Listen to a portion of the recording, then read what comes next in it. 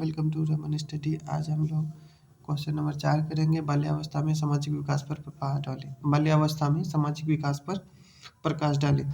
उस प्रक्रिया को सामाजिक विकास की प्रक्रिया माना जाता है जिसके द्वारा वह सामाजिक परंपराओं और रूढ़ियों के अनुसार व्यवहार करता है तथा अन्य लोगों से सहयोग करना सीखता है। दूसरे शब्दों में सामाजिक विकास का अर्थ बालक का समाजीकरण करना है। समाज में रहकर ही वह अपनी अपनी आवश्यकताओं की पूर्ति करता है और अपनी जन्मजात शक्तियों और प्रवृत्तियों का विकास करता है। उनकी समझ शक्तियों का विकास तथा आचरण व्यवहार तथा परिमार्जन और सामाजिक गुणों का विकास सामाजिक वातावरण में ही संभव है। समाज में रहकर ही दूसरों से संपर्क स्थापित करता है और धीरे-धीरे सामाजिक आदर्शों का प्रतिमानों का अनुकरण करना सीखता है। इस प्रकार सीखने और समायोजन करने की प्रक्रिया निरंतर चलती रहती है। सामाजिकता के विकास में बालक में समायोजन की क्षमता उत्पन्न होती है।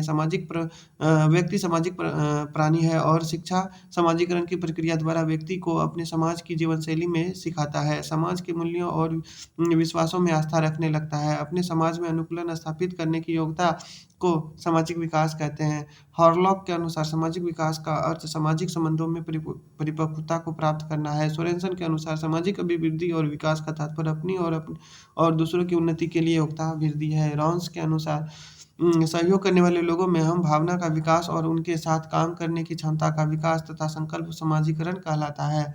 एफ पावर्स के अनुसार सामाजिक विकास की परिभाषा प्रगतिशील सुधार के रूप में दी जा सकती है जो सुधार निर्देशित क्रिया के द्वारा व्यक्ति को अपने सामाजिक वंशानुगति के बोध में इस वंशानुगति के साथ उचित ढंग की संगति परिवर्तनीय आचरण प्रतिदर्श के निर्माण में होता है। फ्रीमैन एवं सहवाल के अनुसार सामाजिक विकास सीखने की वह प्रक्रिया है जो समूह के स्तर परंपराओं और रीति रिवाजों को अपने अनुकूल अपने आप को ढालने तथा एकता मेलजोल और पारस्परिक सहयोग की भावना भरने में सहायता होती है। घर परिवार पड़ोस मित्र मंडली विद्यालय समुदाय जनसंचार साधन राजनीतिक और सामाजिक संस्थाएं बालक के समाजीकरण में महत्वपूर्ण भूमिका अदा करती है।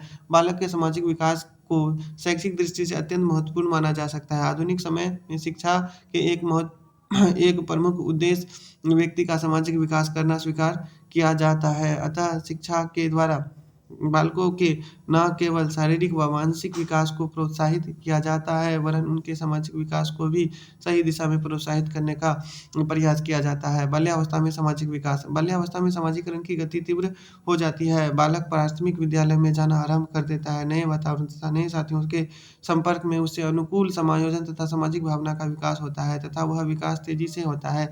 कोई बालक यदि समाज विरोधी या व्यक्तिगत व्यवहार करता है तो समूह के सभी सदस्य उसे ऐसा करने से रोकते हैं क्योंकि बालक प्रायः किसी न किसी समूह का सदस्य होकर भिन्न-भिन्न प्रकार की योजनाएं बनाता है, खेल खेलता है, आपस में वस्तुओं का आदान-प्रदान करता है। हॉरलॉक तथा अन्य मनोवैज्ञानिकों के अनुसार बाल्यावस्था में सामाजिक विकास निम्नवत होता है।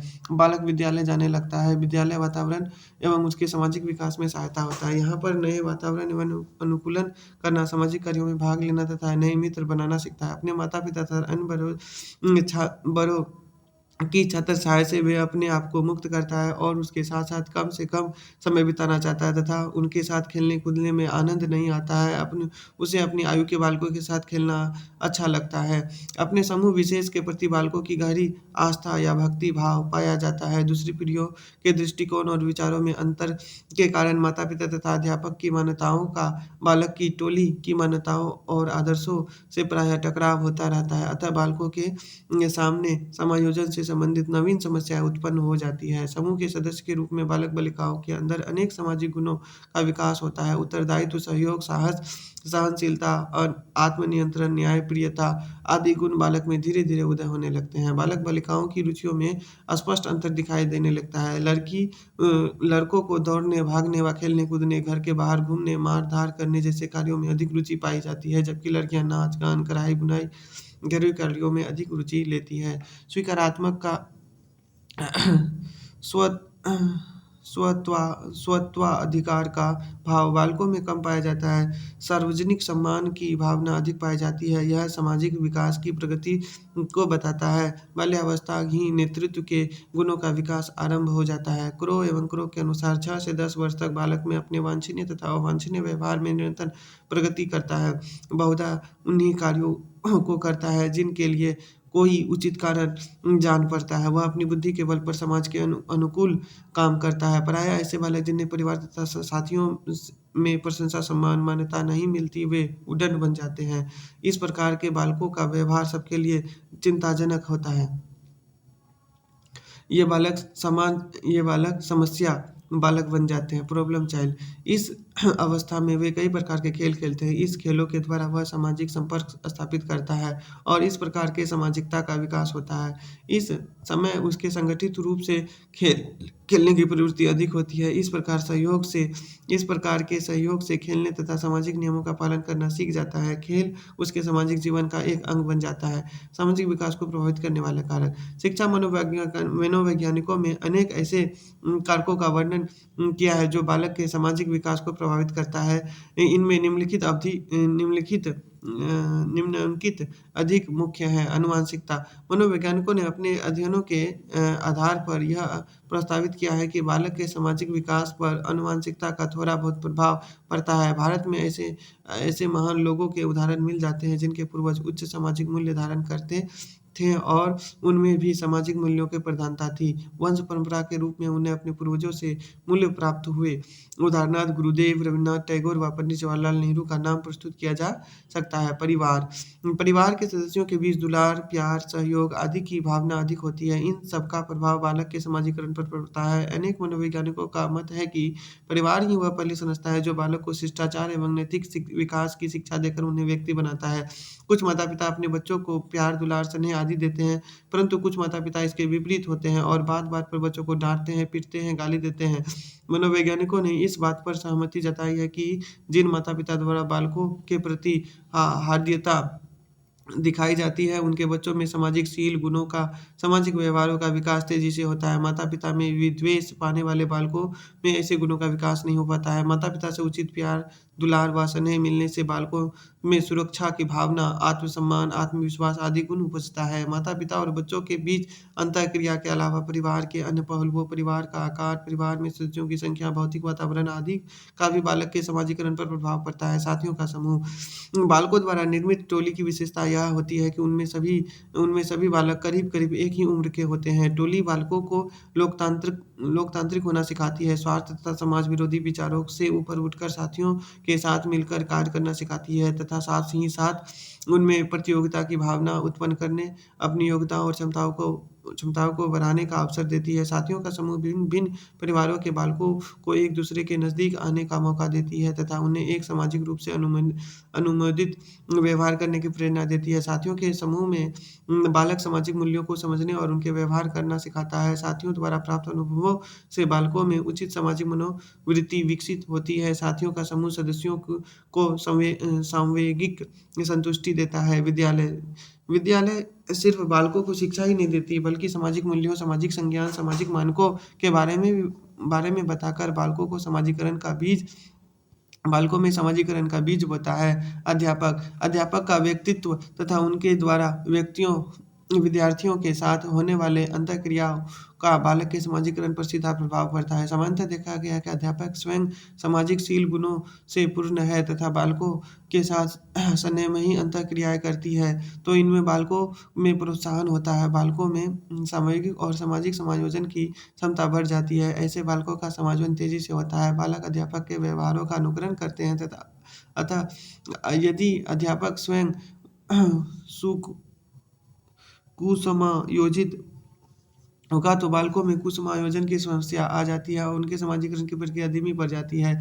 हिल तथा एटोन ने एक अध्ययन में पाया है कि जो अध्यापक बालकों के साथ पुरस्कारी अंतःक्रिया अधिक करते हैं, उनके व्यवहारों का अनुकरण बालक अधिक करते हैं। संवेगात्मक विकास। बालक के संवेगात्मक विकास भी उनके सामाजिक विकास को प्रभावित करता है। स्नेह, विनोद के भाव रखने वाला बालक सभी का स्नेह पात्र होता है, जबकि इसके विपरीत सदैव ईर्ष्या, क्रोध, द्वेष व घृणा के भाव रखने वाले बालक की उपेक्षा करते हैं। ऐसी स्थिति में दोनों के सामाजिक विकास में अंतर होना स्वाभाविक है। कुरो के अनुसार संवेगात्मक और सामाजिक विकास के साथ-साथ चलते हैं। शारीरिक तथा मानसिक विकास। जिन बालकों का शारीरिक और मानसिक विकास स्वस्थ होता है, उनका सामाजिक विकास भी वांछित दिशा में वांछित गति से होता है। शारीरिक रूप से विशिष्ट, मोटे, बहुत पतले, नाटे आदि बालक में अपने समूह की उपेक्षा झेलनी पड़ती है या समाज में उन्हें हँसी का पात्र बनना पड़ता है।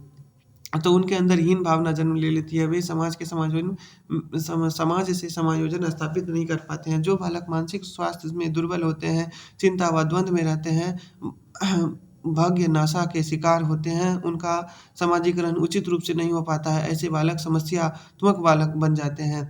पास पड़ोस, नेबोरियसहुड, बालकों के समाजीकरण में पास पड़ोस की महत्वपूर्ण भूमिका रहती है। पास पड़ोस के व्यक्तियों के संपर्क में आने से बालक नए नए व्यवहार सीखता है, आपस में मिलकर भिन्न भिन्न तरह के सामाजिक समस्याओं पर बात करता है, जिससे वह नए नए आदर्शों से परिचित होते हैं और उन्हें चेतना अचेतन रूप में अपने व्यक्तित्व के समावेशित कर लेता है। इससे उसके समाजीकरण की प्रक्रिया तेज हो जाती है। उसमें सहकारिता, परोपकारिता जैसे सामाजिक गुणों का विकास होता है। आर्थिक स्थिति, इकोनॉमिक कंडीशन, बालक के सामाजिक विकास पर घर की स्थिति का प्रभाव पड़ता है। धनी परिवार के बालक अच्छे निवास स्थान तथा वातावरण में रहते हैं, उन्हें अच्छे प्रकार के सुख साधन उपलब्ध होते हैं, वे अच्छे विद्यालयों में शिक्षा प्राप्त करते हैं। जबकि निर्धन परिवार के बालक आवश्यक सुविधाओं से वंचित रहते हैं, इससे उसका सामाजिक विकास भी प्रभावित होता रहता है। धार्मिक संस्थाएं और क्लब, विभिन्न धार्मिक संस्थाएं, मंदिर, मस्जिद, गिरजाघर, गुरुद्वारा आदि इत्यादि बालकों के सामाजिक विकास को प्रभावित करते हैं। समाज के सदस्यों के इकट्ठे होकर विचार विनिमय करने, एक दूसरे के संपर्क में आने तथा पारस्परिक संबंधों को बढ़ाने की दृष्टिकोण से इन संस्थाओं का बहुत महत्व है। इन धार्मिक और सामाजिक संस्थानों में जिस तरह का वातावरण होता है और इन संस्थाओं के जो आदर्श, परंपराएं और मान्यताएं होती हैं, उनका बालकों के सामाजिक व्यवहार को उचित और अनुचित दिशा प्रदान करने में बहुत बड़ी भूमिका होती है। सूचना एवं मनोरंजन के साधन, समाचार पत्र एवं पत्रिकाओं, रेडियो, सिनेमा, टेलीविज़न आदि सूचना और मनोरंजन प्रदान करने वाले साधनों की बालक साधनों की बालक के सामाजिक विकास में बहुत बड़ी भूमिका होती है। ये साधन बालकों के सामाजिक संरचना, सामाजिक परिवर्तन, सामाजिक मूल्यों और मान्यताओं से अवगत कराते रहते हैं। ये उन्हें सामाजिक कुरीतियों, अंधविश्वासों, बुराइयों, कुसंस्कारों के प्रति घृणा पैदा करती है। उनके मूल्य की दिशा में बालकों को अग्रसर करने में सक्षम होते हैं, परंतु यह भी ध्यान रखना आवश्यक है कि इनके द्वारा बालकों के ऊपर कोई अवांछनीय प्रभाव ना पड़े। Thank you.